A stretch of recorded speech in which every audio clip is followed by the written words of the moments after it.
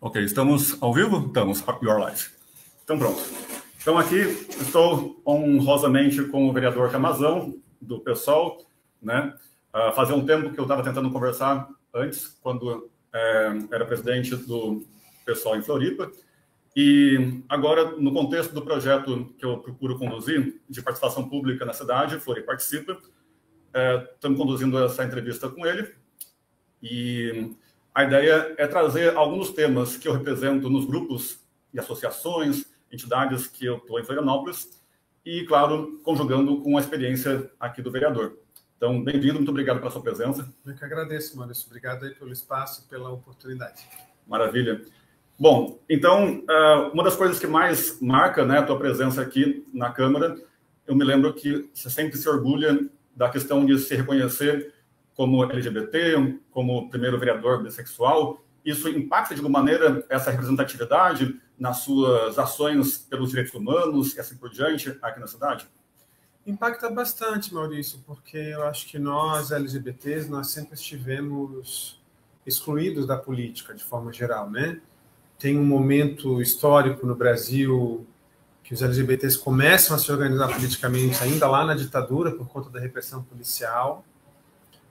Depois a gente passa ali os 90, início do 2000, com políticas, né, mulheres, né, que acabam assumindo a defesa dos nossos direitos. Talvez a Marta Suplicy seja mais conhecida, mas também a deputada Érica Cocai, a hoje vereadora em Belém, Marinor Brito, mulheres que se importavam, vamos dizer assim, com essa situação dos direitos das pessoas LGBTs, mas como nós não tínhamos o acesso efetivamente ao espaço político, então a gente acabava tendo uma representação por procuração, vamos dizer assim, né?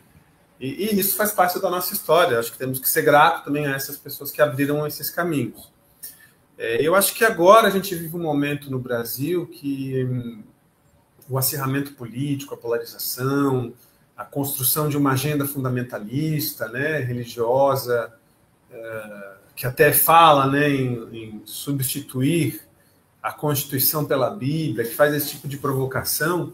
Então, eu acho muito importante que nós, LGBTs, estejamos ocupando o espaço político, e não apenas para defender a causa LGBT, porque nós, LGBTs, nós somos trabalhadores, nós temos família, nós queremos ter acesso à cultura, à segurança, à saúde, à educação. Então, é uma perspectiva LGBT sobre o mundo, e não apenas uma atuação política focada na caixinha dos direitos LGBT. Que nós vamos fazer também. Sim. Mas a gente quer discutir orçamento, a gente quer discutir a saúde, a gente quer discutir o transporte, que também são situações que afetam toda a comunidade da cidade, né? Não apenas os LGBT. Acho que um receio que muita gente pode ter quando se tem essa causa LGBT defendida, que, claro, é muito importante que cada um das minorias, ou seja, qual grupo for social, seja respeitado e assim por diante. Mas de talvez o receio de ficar centrado demais nesse grupo em detrimento de outros. Mas a minha pergunta é se talvez, tendo essa questão de algum estigma, de perseguição, etc., talvez haja espaço solidário para pensar com mais força ainda em outras causas sociais. Talvez isso possa acontecer, inclusive na questão que me uniu, especialmente a ti, que é a SVB, né, a Sociedade Vegetariana Brasileira, que me disseram que você entrou lá também faz algum tempo, virou vegano faz alguns anos. Então, queria que você fizesse um link, uma conexão com essa parte do movimento pelos animais também. Não, com certeza. Claro, não tem necessariamente uma ligação imediata entre a causa LGBT e a causa animal. Sim, mas dentro da minha pessoa, enquanto indivíduo, até por ser uma pessoa vegana, são pautas que a gente vai trabalhar aqui dentro da Câmara em paralelo. E aí eu acho que a questão da causa animal, a gente quer trazer para cá sobre diferentes prismas. Não só a defesa dos animais domésticos ou animais de companhia, cachorro, gato e tal, mas também de todos os animais, ao mesmo tempo que é uma pauta que tem interlocução com a luta ambiental, porque a produção de animais para o abate, né, para a morte, é um dos principais problemas ambientais do mundo, e acho que as pessoas ou não estão cientes disso, ou quando se tornam cientes disso, entram numa espécie de negação, né? existe um negacionismo sobre como essa produção de animais em larga escala para a morte cria um desequilíbrio ambiental gigante no planeta, né? E não é só pela superpopulação de animais, mas é pelos seus dejetos, é pelo descarte, é pela forma que essas criações, que são trilhões de animais, né, por ano, como elas produzem gases de efeito estufa que prejudicam em relação ao aquecimento global, à crise climática. Sim. Então, veja, eu quero trabalhar aqui na Câmara pela perspectiva da defesa dos direitos dos animais, pela perspectiva da crise climática, pela perspectiva da saúde, porque já temos muitos estudos que identificam que muitos produtos derivados de animais são muito nocivos à saúde humana, né? E a gente quer também trabalhar a questão, que é o que nos cabe em termos, né, sendo vereador, né, nem tudo a gente pode mudar porque não temos a competência enquanto vereador, mas um quarto setor, vamos dizer assim, que eu quero trabalhar dentro dessa discussão do veganismo é o direito do consumidor. Porque hoje a gente tem muitos restaurantes, muitos produtos, enfim, que usam termos como vegetariano, veg, plant-based. Fica confuso. E não são. Não são. Vai queijo, vai ovo, vai... Eu já pedi um yakisoba uma vez de legumes, que ele era feito com um caldo de frango. Tá. Quem não sabe, caldo de frango é a carcaça do frango fervida em 5 litros d'água, né? Então, claro, a vereança é um espaço de poder, é um espaço privilegiado, mas é um espaço que tem limites, né? Mas dentro dos limites, aqui dentro do que a gente pode estar atuando, nós estamos planejando aqui projetos de lei que vão trabalhar nessas quatro áreas, vamos dizer assim. Uma coisa é ser ativista, né? Como muita gente, muitos amigos foram. Agora, aqui no espaço público, em que você é até uma minoria, claro, tanto como esquerda, como vegano talvez seja o único. O único. Enfim, então é até uma revolução isso. Então, o que dá para fazer nesse caso, já que exige negociação, exige qualquer coisa que você proponha, há que negociar algo viável em troca de algo mais, não sei. Como trabalhar isso sendo uma minoria total? Eu acho que tem que avaliar caso a caso, porque vão ter questões que são muito pontuais. Por exemplo, nós estamos planejando um projeto de lei, esse que citava sobre os restaurantes. Vamos dizer assim, uma padronização dos cardápios, ou uma forma de você... como a gente tem nos produtos, contém glúten, não contém glúten, contém derivados de animais. Algo nesse sentido não está exatamente formulado, mas eu acho que esse é um projeto que tem condição de passar, porque é direito do consumidor. Não creio que ninguém vai ser contra. Alguns projetos específicos que vão tratar dos animais domésticos, hoje, né, qualquer político aí, de qualquer partido que se colocar contra a causa dos animais domésticos é execrado nas redes sociais. Então, também existem, mesmo apesar desse isolamento que se coloca, mas existem pontos de contato com os próprios partidos do campo progressista, mas também com os partidos da base do governo, que dá para construir soluções pontuais, vamos chamar assim, né? Que é o que um vereador, nesse tema da exploração animal, vai conseguir fazer, né? O vereador não vai, talvez nem um deputado federal conseguiria atacar problemas estruturais, né? Nós temos lá o projeto da deputada Luciane, do PSOL, sobre o descarte, né, dos pintinhos machos, não sei se tu conhece, que é aquela situação que, bom, se separa as fêmeas dos machos e os machos eles são esmagados vivos. Ela está tentando proibir isso. É importante? É importante, mas se você vê de uma perspectiva da exploração animal, é pontual. Percebe o que eu quero dizer? É algo chocante, tá? Tem coisas que são para marcar, não talvez. O que eu quero dizer é que isso não vai impedir a exploração e o holocausto animal. Vamos dizer assim, vai humanizar o massacre, né? De fato. Humaniza o massacre. Mas, assim, claro, algumas conquistas vão sendo feitas progressivamente. Entendi. É uma polêmica isso, de fato. Bom, e na parte ambiental, né, que imagino que você também tem esse diálogo. Eu estou agora com o pessoal da Rede de Sustentabilidade, por exemplo, é a causa mais importante deles.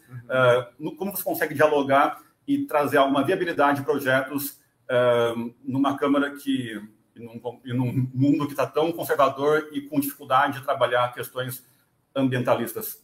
Esse é o tema mais difícil aqui na Câmara, na minha opinião, porque, primeiro, setores do capital de Florianópolis, né, que são especialmente da construção civil, é um setor muito agressivo ao meio ambiente aqui na cidade, e é um setor que tem a sua bancada aqui dentro, que é uma bancada majoritária. Então, eu estou aqui, não faz 2 meses, nós tivemos 3 sessões legislativas, né, segunda, terça e quarta desta semana. Nas 3 sessões, tem vereador que pede a palavra para agredir o Instituto do Meio Ambiente, do Governo do Estado, para agredir uma procuradora da República, que já judicializou diversos empreendimentos. Então, assim, a agressão aos protetores do meio ambiente aqui dentro, ela é diária. Banalizada até. Banalizada. Então, assim, e é um discurso oficial também que está na boca do prefeito, que é um discurso assim, vocês são contra a cidade, vocês não querem o desenvolvimento da cidade, mimimi. Então, assim, eu acho que essa é a pauta mais difícil que a gente vai ter aqui na Câmara, de construir pontes, porque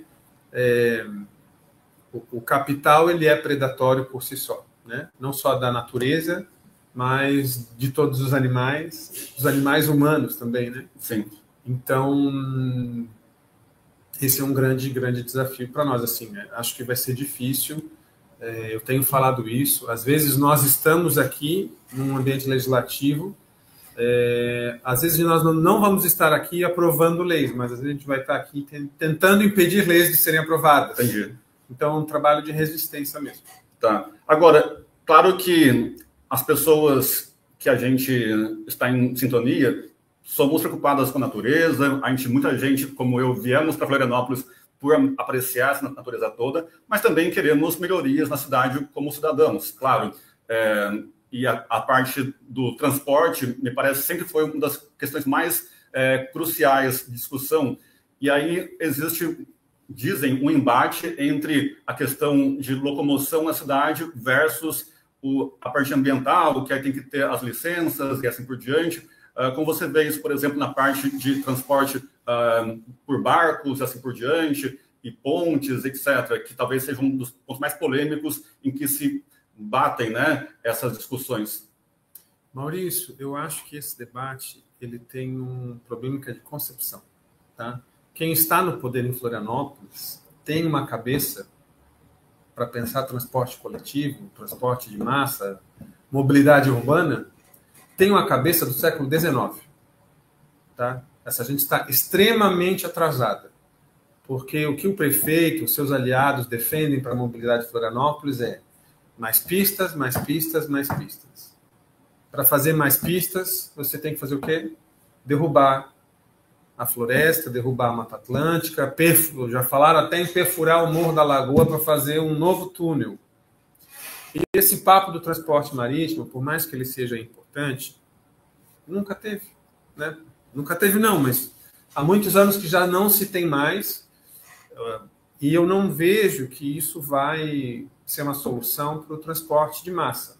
O transporte marítimo ele pode ser algo no turismo, entendeu? Mas ele não vai aliviar o problema de fila, por exemplo, de Florianópolis. Não vai, porque as pessoas não têm a cultura de usar, porque não é tão barato assim, é caro também. A solução para a mobilidade de Florianópolis é romper com essa lógica rodoviarista, de viaduto, viaduto, viaduto, pista, pista, pista, túnel, túnel, túnel. Ou seja, a mobilidade de Florianópolis vai avançar quando a gente colocar severas restrições ao transporte individual e ter acesso pleno e gratuito ao transporte coletivo. Nós precisamos de mais ônibus, nós precisamos de ônibus sem tarifa. Mais de 100 cidades no Brasil já estão com essa experiência. O Brasil se tornou o país com mais experiências de tarifa zero do mundo em 2024. Acho que, se não me engano, são 117 cidades. A maior cidade com tarifa zero no transporte é Caucaia, no Ceará, uma cidade de uns 400 mil habitantes. Não é tão menor que Florianópolis. E, claro, isso tem um custo. Só que fazer rodovias, estradas, pontes, túneis tem um custo muito maior. Muito maior. Então, é possível fazer o tarifa zero. A bancada de esquerda aqui na Câmara vai protocolar um projeto ainda em fevereiro que propõe a criação de uma taxa de transporte para substituir o que os empresários já pagam, né, de vale transporte aos empregados. Então, essa taxa teria a condição de substituir a tarifa e dividir o custo social do transporte, porque o SUS tem um custo social. Esse custo é pago por toda a sociedade. A educação tem um custo social, que é paga por toda a sociedade. O transporte é pago só pelo usuário. Essa é a diferença, é por isso que o transporte é caro, ruim, ineficiente e lotado, né? Então, assim, nós precisamos de um transporte público, gratuito, universal, de qualidade, com oferta ampla de horários, e é isso que vai resolver a mobilidade de Florianópolis. Quanto mais pista nós fizermos, mais carros as pessoas vão ter, e nós vamos continuar para sempre no congestionamento eterno. Entendo. Bom, outro ponto importante, pensando mais na questão progressista e tal, a gente sabe que o Brasil vive ainda essa onda conservadora e com fake news e um discurso que demoniza a esquerda e etc. Como que o pessoal e o seu gabinete está procurando, de algum modo, pensar em soluções para trabalhar isso? Não sei, eu sei que é uma coisa extremamente desafiante, até covarde pensar nisso, mas não sei se tem algum insight a respeito. Porque é assim, Maurício, isso é uma luta de nós contra o mundo, né? No sentido de que a extrema-direita ultraconservadora, que dialoga, tem amigos, se relaciona com o neonazismo, com a monarquia, com tudo de mais podre que a sociedade ocidental já produziu, essas pessoas estão no centro do poder mundial nesse momento, com Donald Trump, com Elon Musk, com Mark Zuckerberg, com o controle dos meios de difusão de informação, que são as redes sociais. Uhum. Então, essa é uma luta, nesse momento, que é uma luta de resistência política, de denúncia. Claro, localmente aqui, eles têm os seus agentes aqui dentro da Câmara, na Assembleia, na Câmara dos Deputados, na política, no empresariado. E o nosso papel aqui, enquanto vereador, é, vamos dizer assim, ajudar a empurrar esse carro atolado, entendeu? Nós estamos ali dando uma contribuição, claro. Nós não temos condição de enfrentar, derrotar um mandato do pessoal de Florianópolis, fazer isso em relação ao mundo. Mas nós estamos aqui dando uma contribuição na luta de resistência política, denunciando, trazendo informação, pegando as maracutaias que eles fazem, jogando isso para o debate público, fazendo denúncias quando for necessário, entrando com ações quando for necessário, pedindo anulação de leis inconstitucionais que eles aprovam. Então, é um trabalho que é de resistência política, é um trabalho pedagógico, assim, que é de longo prazo, assim, né, de resistência. E que também é uma função do vereador. Claro. Exatamente. Certo. Bom, estamos terminando aqui daqui a pouquinho, tá? Eu também preciso representar os grupos que eu tenho envolvido de maneira mais agora divertida. Uhum. É bom variar um pouco, né? Uma tensão dessas, que é os grupos de forró. Eu danço muito ultimamente. Eu virei forrozeiro nos últimos 2 anos. Que bacana, que bacana. Temos um assessor nosso aqui que é bom no forró. Que excelente. Felipe. Uma hora eu chamo ele para os bailes. Vai gostar, ele vai gostar. Como ele vai gostar. Essa é a minha segunda fase em Florianópolis, a fase de forrozeiro. Nos últimos 2 anos, e anteriormente eu fui de skatista e surfista. Porque eu, de São Paulo, quando eu cheguei aqui, não sei, eu senti que era um chamado na Ilha da Magia para o surf, né? Cheio de praias a todo lugar, muitas famosas para o surf, e também com muitas pistas de skate, né? Tivemos até medalhista olímpico e tudo, né? Enfim. Então, eu não sei se, de algum modo, essas práticas esportivas e culturais também acabam podendo ser alguma reflexão de gestão pública para dialogar com os jovens, ou nem tão jovens assim, e assim por diante, que se possa também trazer reflexões, né, de gestão da cidade. Existe algo nesse sentido, ou pode haver? Como é para você? Eu acho que esse é um tema que, dentro do município de Florianópolis, ele precisa ser repensado. Porque o que a gente vem assistindo nos últimos anos, que tudo o que está relacionado à cultura, esporte e lazer, de forma geral, não vou entrar aqui no forró especificamente, mas tudo que está relacionado à dança, à música, às artes, ao esporte, etc., se tornou em Florianópolis um objeto de corrupção. De corrupção, né? Temos, inclusive, o ex-secretário de Cultura, Esporte, Turismo e Lazer da gestão passada porque era outro período, né? Mas do mesmo prefeito, né? Que era o secretário Ed Pereira, ele foi preso porque vários desses projetos assistenciais ou de cultura ou de esporte estava tendo desvio de recurso público. Então, assim, essa é uma página que a gente precisa virar na história da cidade e, de fato, reunir os especialistas, reunir quem se importa com esse assunto, né, quem estuda e quem pratica, para pensar uma política pública para esse setor. Nós tivemos, alguns anos atrás, ali atrás da passarela do samba, tudo em período eleitoral. O prefeito da época foi lá e elaborou uma piscina pública para as crianças terem aula de natação. Passou a eleição fechada. Entendeu? Então, agora, tivemos medalhistas aí no skate, por exemplo. A prefeitura saiu a construir espaços de skate. Muito legal, muito importante. Parabéns para o prefeito que fez isso. Não está errado, está correto. Mas não dá a continuidade. Então, quer dizer, você tem lá um espaço de skate na costeira. Vira e mexe, tem problema com a polícia. Entendeu? Ou aqui na região central, onde as pessoas do maciço do Morro da Cruz poderiam ter acesso. Não temos uma pista de skate no centro da cidade. A pessoa tem que ir ou para a costeira ou para a Trindade. Quem está no centro, né? E aí, entendendo o skate também como essa prática esportiva periférica, né? Então, assim, o grosso da periferia de Florianópolis está no centro, né? Em termos geográficos, a periferia está no centro. Inverte, né? Geográfico, né? Geográfico. Na política pública, não. Então, no meu entendimento, faltam iniciativas nesse sentido. E aí, qual é o grande problema aqui na Câmara? O vereador, ele não tem competência para atuar sobre isso. Tem que ser uma iniciativa do Executivo. A gente pode defender, a gente pode reclamar, a gente pode encher o saco. Mas não... Como esses programas vão envolver o dispêndio de recurso, né? Seja ele qual for, para a dança, para a música, para o skate, para as artes, ele é competência do prefeito, não é competência da Câmara. E aí a gente fica realmente então, de mãos atadas. Nada do tema de esportes e cultura, a parte de vereança consegue trabalhar? Não a gente não consegue ordenar a despesa. Tá. Nesse sentido. Não tem emendas que cada ano... Emendas pode, mas aí as emendas elas vão para entidades, né? Tá. Então, por exemplo, você tem uma associação de forró.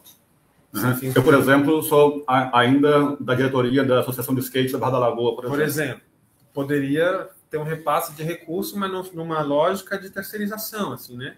Você tem as entidades assistenciais, culturais, educativas, etc.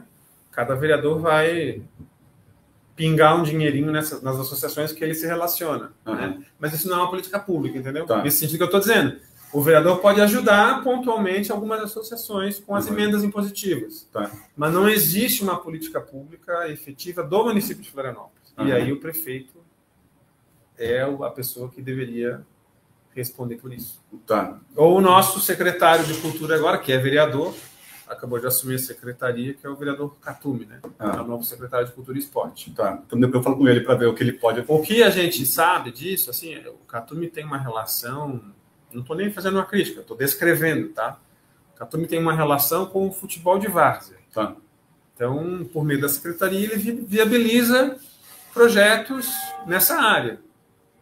Mas não existe uma política pública que estruture todas as áreas do esporte, da cultura e do lazer. Né? Pelo contrário, as políticas de cultura, que poderia entrar, por exemplo, a dança, que é o teu métier, todo ano é aquela briga para os editais de cultura serem pagos. Muitas vezes não são pagos. Né?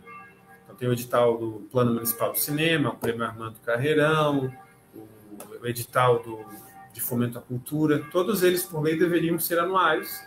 A prefeitura fica anos e anos sem lançar o edital. Quando lança, muitas vezes não paga. Então, as associações, os produtores culturais, os artistas, eles escrevem projetos, aprovam projeto e não recebem para executar. Então, essa área também é uma área que está completamente abandonada em Florianópolis, pela prefeitura. Por isso que realmente eu sinto realmente uma necessidade assim, do privado mesmo, né? Dos grupos privados a concepção dessa gente que está no governo em relação a isso, de cultura e esporte, é tudo assim, ó, grandes negócios, entendeu? Assim, Circo do Marcos Frota, Casa Cor, exposição de arquitetura para Granfino, grande show de fogos no Réveillon. Então, eles não têm uma visão de fomento à cultura e ao esporte para o desenvolvimento humano. Eles têm uma visão de cultura e esporte para lucro. Tá. Então, leilão, o que é o leilão do carnaval que está acontecendo agora, né? Leilão de 12 áreas públicas para uma empresa, provavelmente a Ambev, privatizar o espaço público, criar áreas VIPs e vender ingresso. É transformar a cultura e o esporte em um mero produto. Entendo. E excluir os pobres desse espaço. Entendo. Bom, estamos aqui meio-dia, então agradeço muito pela paciência aqui, pela dedicação a trabalhar comigo nesse projeto Fleury Participa, que eu estou tentando desenvolver agora.